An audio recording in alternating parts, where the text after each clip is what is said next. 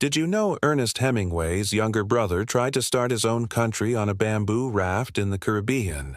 It sounds like a tall tale, but it's a completely true story about ambition, politics, and a floating micronation called New Atlantis. The year is 1964. Lester Hemingway, an adventurer and writer just like his famous older brother, is living in Jamaica. He's got this big idea, a libertarian dream of a place free from taxes and government meddling. But where do you build a new country? For Lester, the answer wasn't on land. It was on the sea. He found a spot about 7 miles off the coast of Jamaica in international waters. There, a shallow area known as the Corona de Bluefields was just barely submerged. Lester's plan was audacious: build a platform, raise it out of the water, and declare it sovereign territory. So, with a group of local workers, he constructed an 8 by 30-foot raft made of bamboo, steel pipes, and an old Ford engine as an anchor. They towed it out to sea and painstakingly sank it onto the reef. On July 4, 1964, a symbolic date for independence, Lester Hemingway stood on his new land and declared the birth of the Republic of New Atlantis.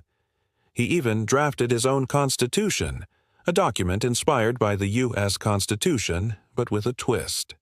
The first article read, "The government of New Atlantis shall not be empowered to levy any taxes of any kind whatsoever." This was the core of his vision, a tax-free haven. He appointed himself president, of course. His wife was vice president, and their 2 young daughters were also given government positions. The population of New Atlantis was officially 7. To make it official, he even designed his own currency and stamps. The currency was called the scruple, and the stamps featured his face naturally. He sent a formal declaration to President Lyndon B. Johnson, informing the United States of his new nation. The State Department's response was polite but firm. His raft didn't meet the legal requirements of a real island, so it couldn't be recognized as a country. But Lester was a master of publicity. He wasn't just building a nation, he was building a story. He envisioned New Atlantis as a hub for marine research.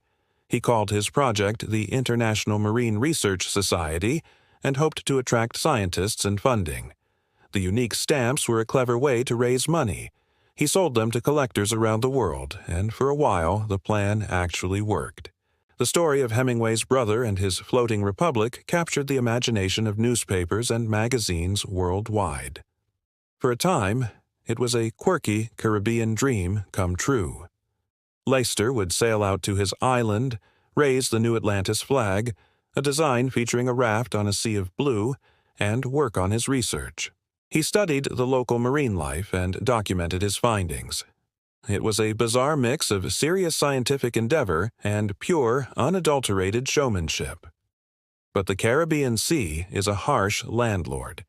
Just 2 years after its founding, in 1966, a powerful hurricane swept through the region. The storm that had brought Lester's dream to life ultimately destroyed it. The waves and wind battered New Atlantis, and when the storm passed, Lester's bamboo republic was gone, reclaimed by the sea. After the storm, Lester didn't try to rebuild. He'd made his point and told his story. He went on to other adventures and writing projects, but the tale of New Atlantis lives on.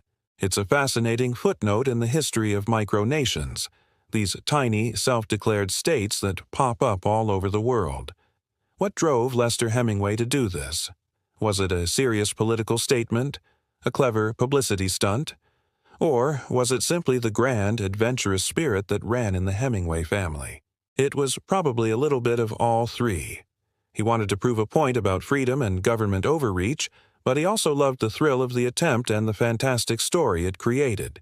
It's a reminder that sometimes the most incredible journeys aren't about reaching the destination, but about having the courage to build the raft and set sail in the first place.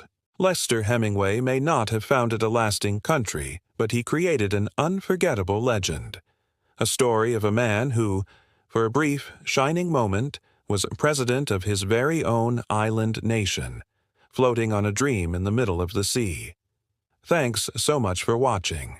If you found this story as fascinating as I did, hit that like button and subscribe for more deep dives into the strange and wonderful corners of history. See you in the next video.